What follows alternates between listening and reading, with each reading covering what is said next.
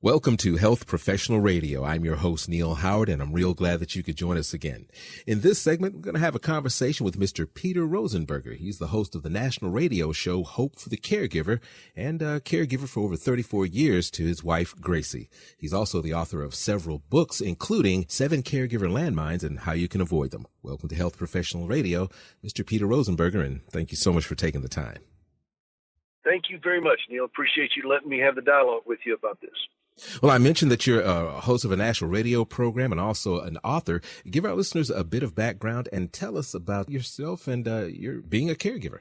Well, my journey as a caregiver started at the altar when I said I do, and then I did.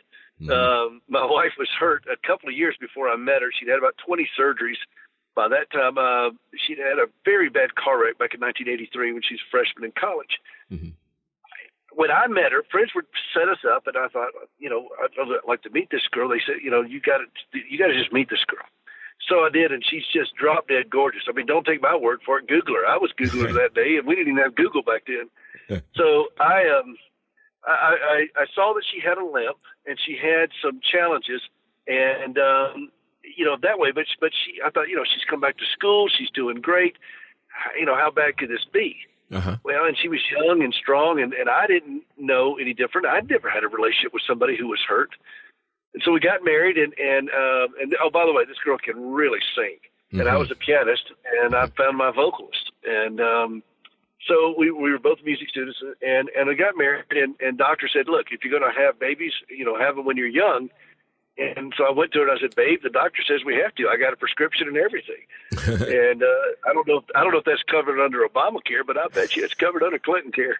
No, I'm just kidding. Absolutely. Just kidding. But after the first baby was born, it accelerated the damage to her right leg, and she ended up giving that one up. And after the second, but she got better. She improved, and it worked. And the legs were just so damaged. And then after the second child was born, she gave up her left leg. And but the surgeries hasn't stopped there. She's had 80 now that I can count, and probably another 150 smaller procedures, all kinds of different things, infections and everything else.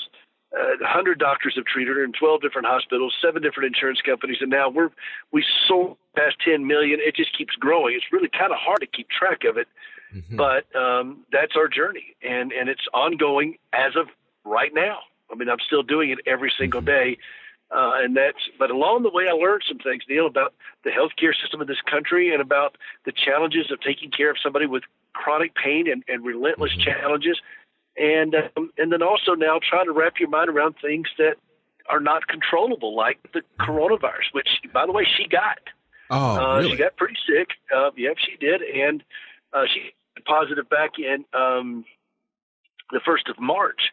She got it when we live out in a remote area in Montana, but we had to go to a town where there was her prosthetist was there to work on her legs. And, evidently that's where we got it. And she got a pretty severe case of it. And now she stayed at home. They gave her oxygen at home. We live at 6,000 feet, but she punched. She's been working hard to build up her immune system. And I think that's really something that, every time they tell you to wear a mask, they ought to be saying, and build up your immune system. Mm-hmm.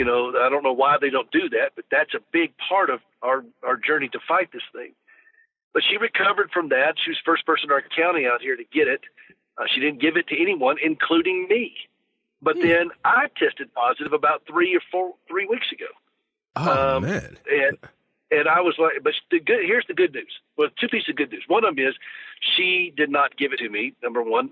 And the second thing is she tested negative. And so that means her antibodies are holding up well, fighting this thing. Because if she'd gotten it again within 4 months, oh crap moment, but because of that, that's good news. And then also the third piece of good news, I was asymptomatic. I mean, I wouldn't have gone to the doctor for what I was having. I had basically work around the barn and then around the horses kind of syndrome with hay fever. That's about all I had with it.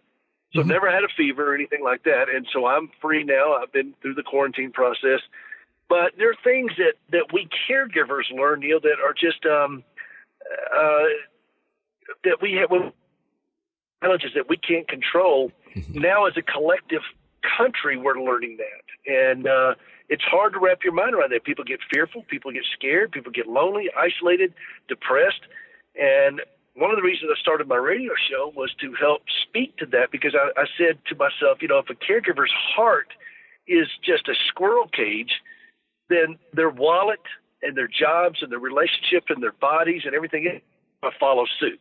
Oh, man. So let's help detangle the caregiver's heart and then help them get to a path to safety so they can make better decisions. So that's the long way around the mountain of answering your question, I hope, of what I do and why I do it.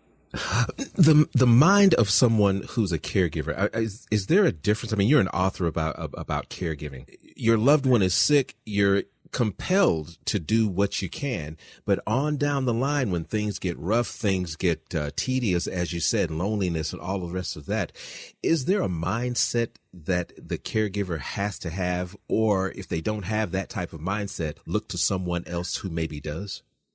Yes and no. And then let me explain. There is a mindset that we have to have, but fortunately we get the wrong one. Mm-hmm. The mindset we caregivers fall into is that it's all up to me, and it's my job to make sure this gets done. Mm-hmm.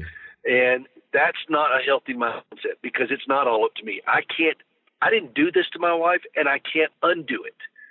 So my job is not to fix it, and it's important for me to ask for help. But what happens is that caregivers don't necessarily know what help looks like. And so what I try to do is provide a vocabulary of, okay, what does help look like in this situation? And then the mindset that we need to have, that we must cultivate, is a sense of that, okay, I'm not here to somehow just this thing. I'm here to be a steward of it. I don't own this because I can't fix it. And it's not a healthy place when you think that it's up to you to fix all this thing. Mm-hmm. And so many caregivers put unreasonable amounts of pressure on themselves.